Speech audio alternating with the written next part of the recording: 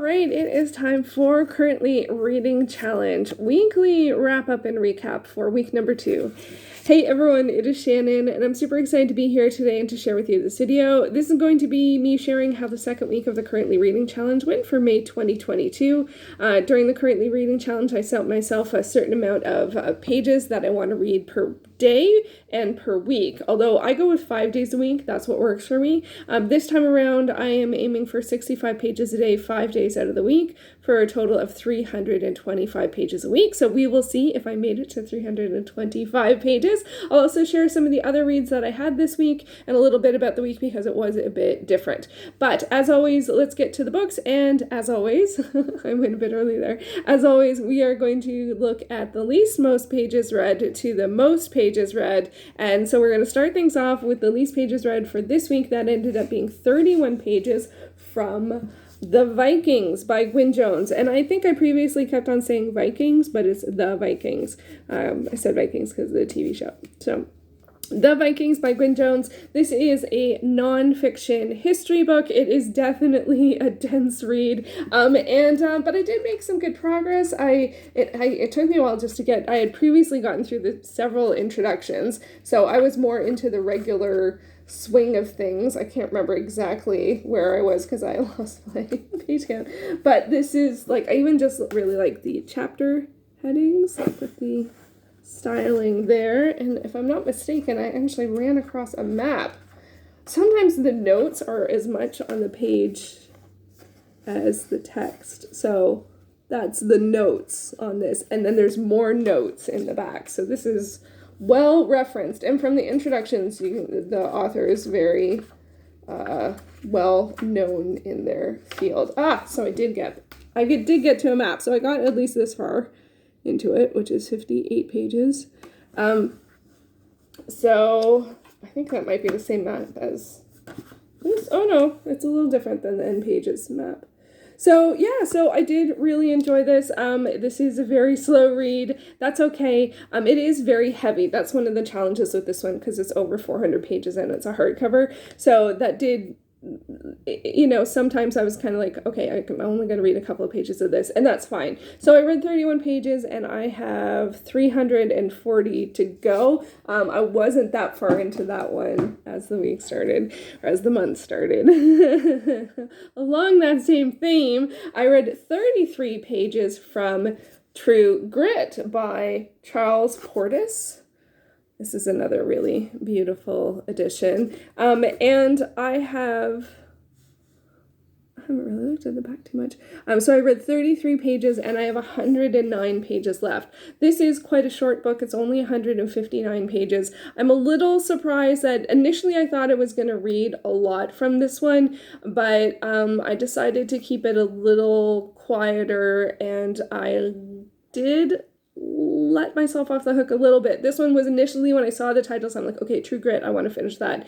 As the week went on, I realized that probably wasn't going to be that possible. So I actually left myself at a good spot to pick up on this later because I left off at a chapter break. And there aren't, if there's no context, I forgot to context. So this is a Western. It's been made into 2 films, one in the 60s, one in 2010. And it follows a young woman who is trying to seeking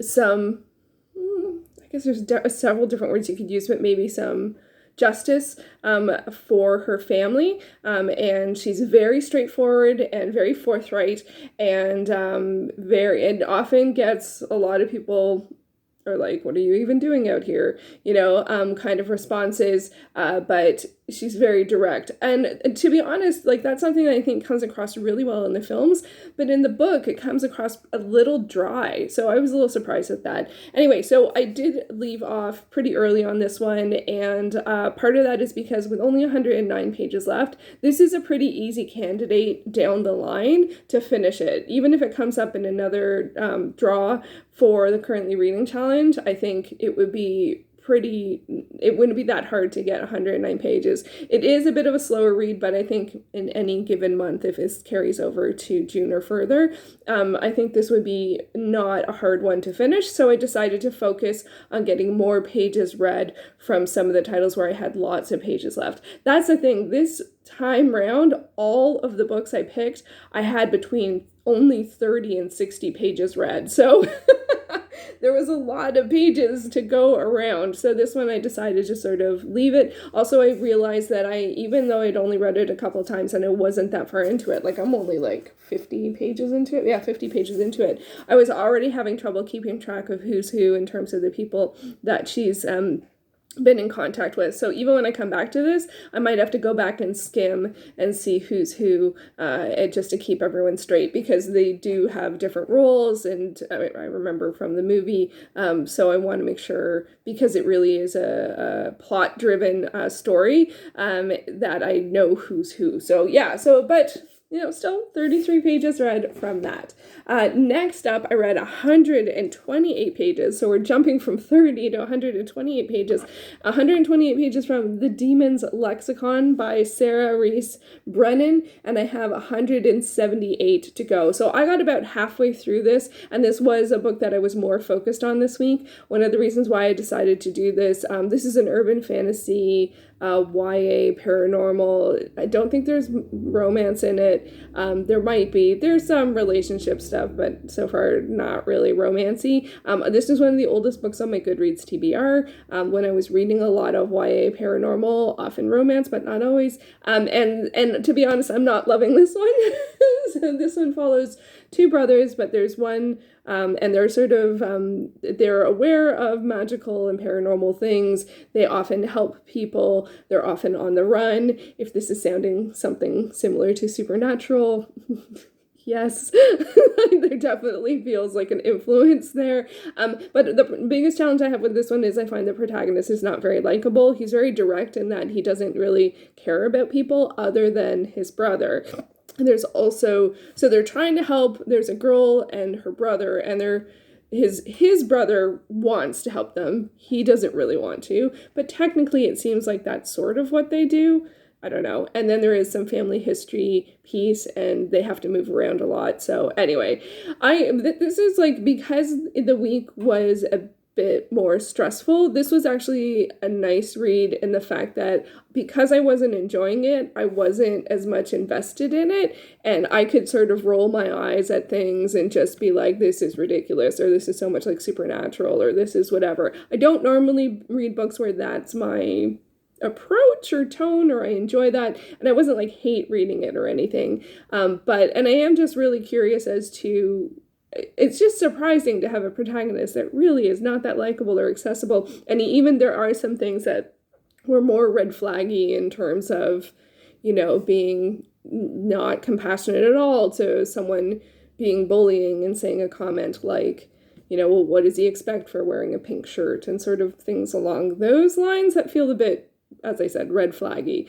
But I think that's indicative of the character, not beyond that. So like, it's trying, I don't know, maybe it is, maybe it isn't. I don't know. Actually, that's not true. I don't know whether that's just to show us the character is a bit of a jerk, or if it's outdated. So, or a bit of both. I'm not sure. So anyway, but this one, like, just because of the week being a little more stressful, it was nice to have something, as I said, to roll my eyes at a little bit and to be a little less invested in, but still get a fair amount of pages read. So I didn't finish it. Initially, I thought maybe I would be able to finish it, but I was like 30 pages in. So the fact that I got 128 pages read is, I'm thrilled about that. And, again, now I'm at 178 left. I think that's in fairly good shape for me. I read urban fantasy a bit faster because it's a genre I've read a lot of. I think I'm in good shape for finishing that at some point, even if it wasn't this week. Okay, next most pages read was 140 pages from Faust, or Faust Part 2 by Goethe. I had, this one technically, I have a 2-in-1 for Faust Part 1 and Part 2. I think the one that is known is Faust Part 1.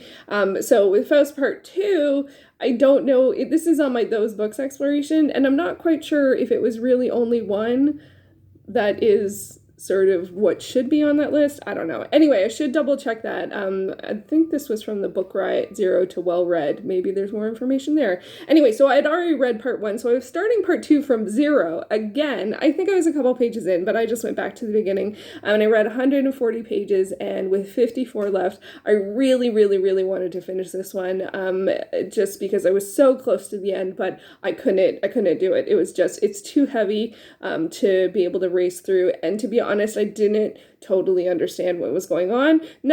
Fast part 1 I got, it's a cautionary tale, of sort of trying to see, with a little pushing, is a human going to do something that crosses the moral lines?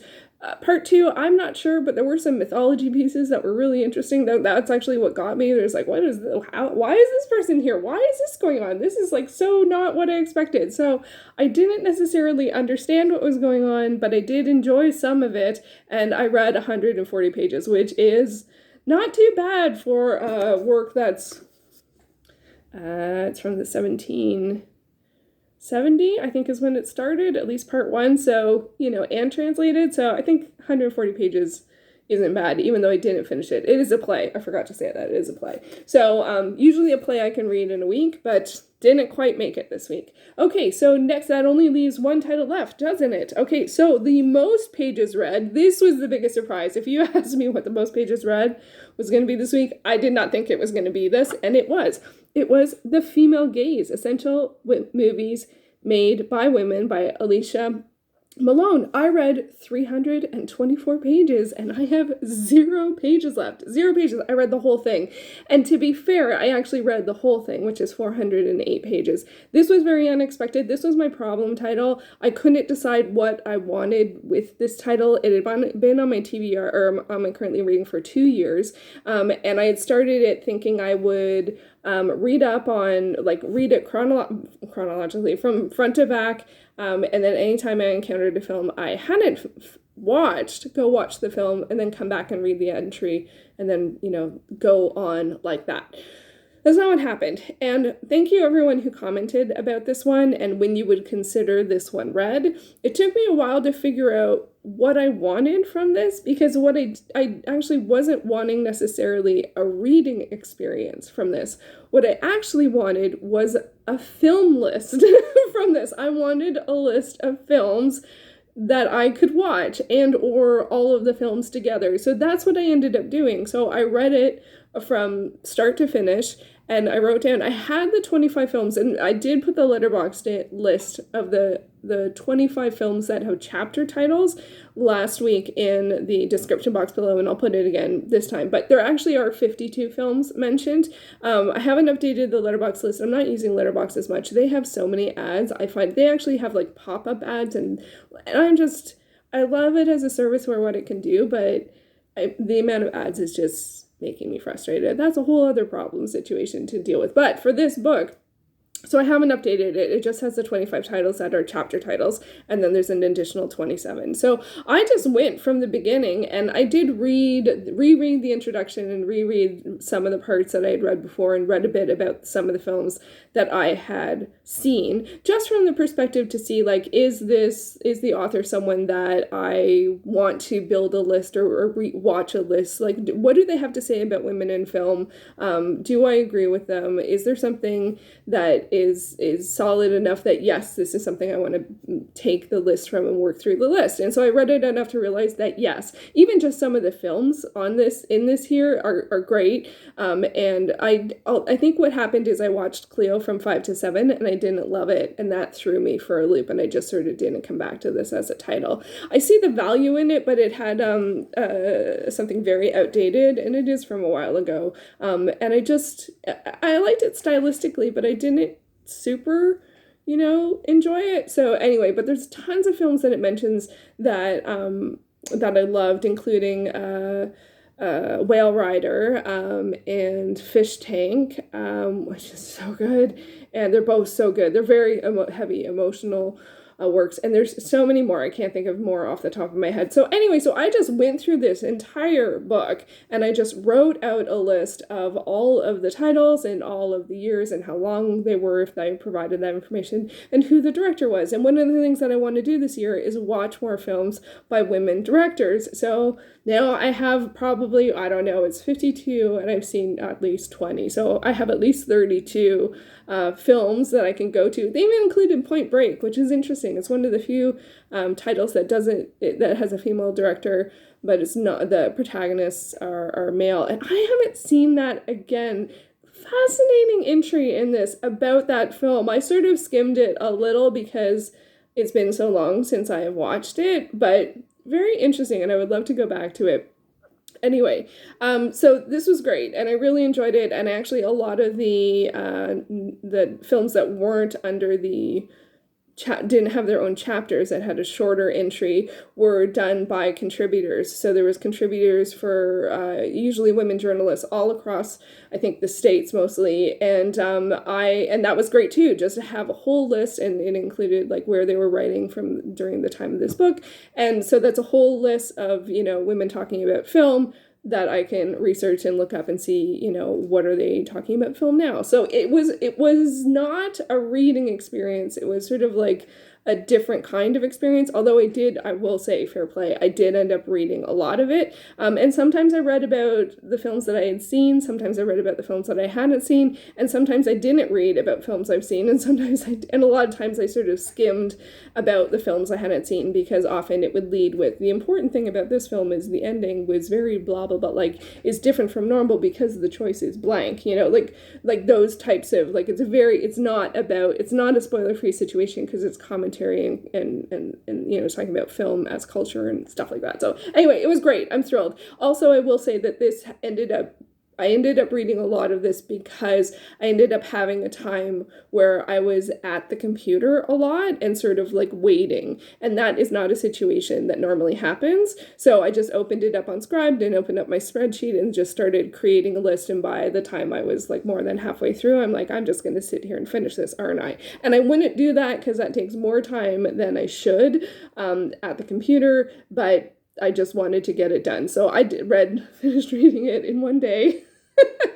And that was completely unexpected. So overall, if you count all of that, so I'm thrilled to not only have made the decision about a problem title, but actually finished a problem title book like that. That was even better than last week.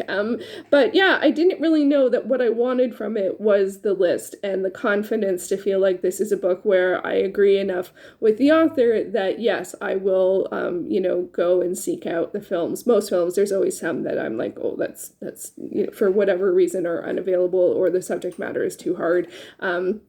But generally speaking, most of the films I really want to see. So I'm thrilled about that. So overall, if you do all of the numbers together, if you add everything up, I read 656 pages. Really? Holy smokes, I did. Look at that. Let's look at I usually don't go here right just yet, but look at that. So I started off at 105 on Sunday, so that's not surprising. And then 365 in one day. So not only the 324 from female gaze, but, other reading as well. So I was just in the clear, but I did read all week, which is surprising. And then 656, I am really, really surprised about that. So I had to hit next week's numbers because we're not there yet. Well, we are in this moment in time, but that'll be a different video.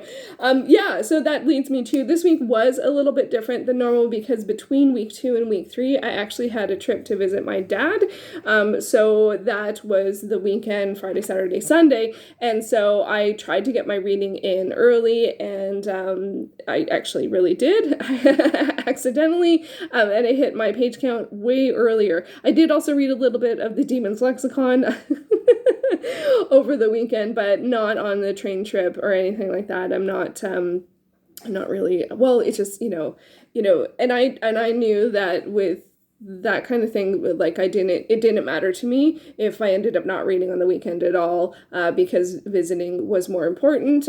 So I went with my sisters and we visited our dad, and it was great. I haven't seen him for quite some time, and I haven't seen one of my sisters since the pandemic started. So that was really special to finally get to see her again, even though we talk to each other every day. But yeah, so I knew that trip was really the important part of this week. So some of these titles I shifted a little bit. So Demon's Lexicon was good because I was very busy in sort of planning and getting ready for the trip, and stuff like Faust was just too hard. It was just too hard to like do all the things I needed for the trip and then read Faust. I was like, forget it.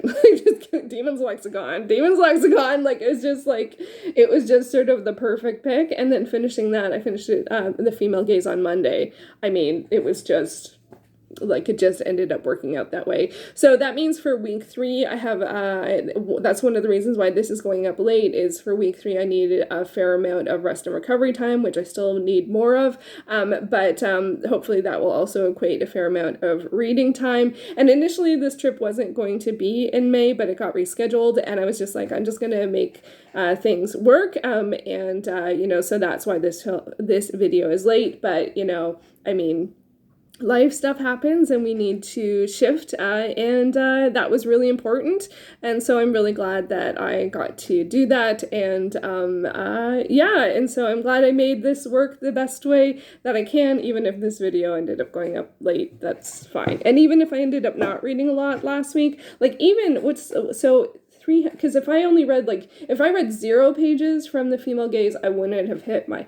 would have just hit my page count, I think, if I'm doing the math right. 656 minus 324 is 332. So yeah, I still would have hit my page count. So I didn't even have to read it.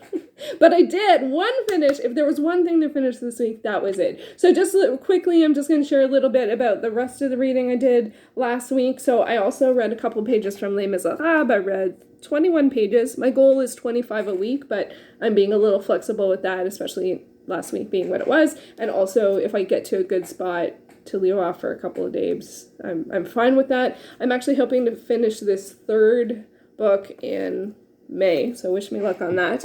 And then my buddy read was The Austere Academy by Lemony Snicket, the 5th in the series of Unfortunate Events. The live show for this will be, I can't remember, I'll put it down below. It's a Tuesday in May. We're reading this one as well as the Ersatz Elevator. I have no idea if I'm saying that Ersatz right. And then I also picked up some other reads that I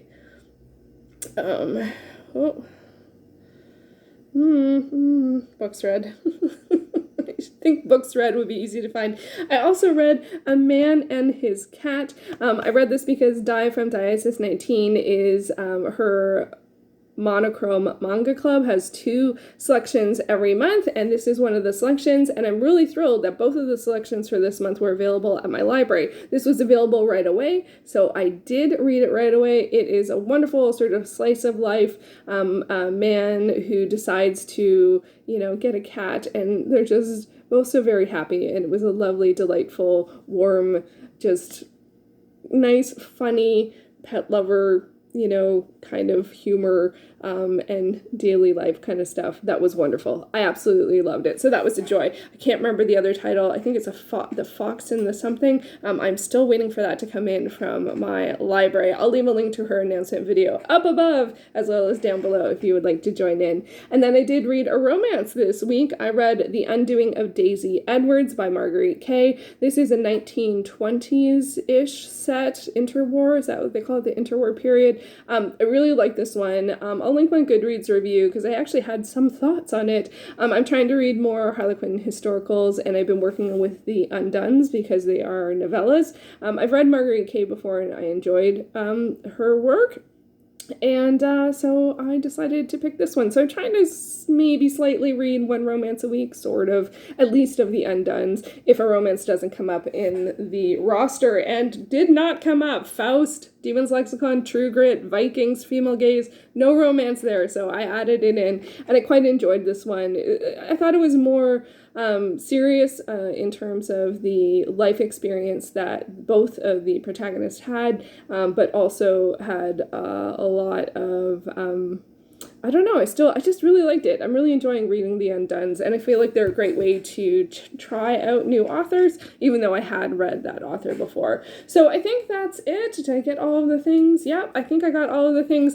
And so, yeah, so this is, like, normally these videos will go up on Monday, but this week, it ended up being today, whenever this ends up getting posted. But normally I am posting my TBRs on Sundays and then my wrap-ups on Mondays, and then trying to get another video in sometime during the week. I did recently have my 9-year booktube anniversary, so I did the booktube oldie tag for that, so that was a lot of fun. So there you go, that's how my reading went. I actually am very happy with how the week went, even though they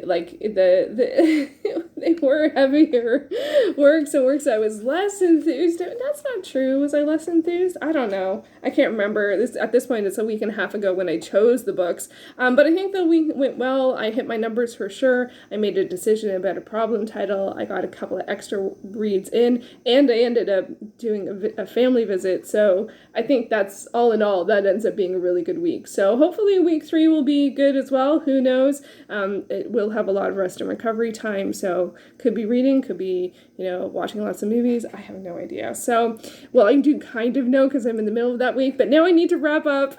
So we'll see next Monday how week 3 went, and I'm really curious as to what's going to get picked for week 4. Very, very interesting. The week is the month is just zooming right by, and yeah, so we'll see how things go. Thank you so much for watching. We're back to regular programming, TBRs on Sundays, wrap-ups on Mondays, and something else during the week. So there you go. Thank you so much for watching, and I'll be back soon with another video.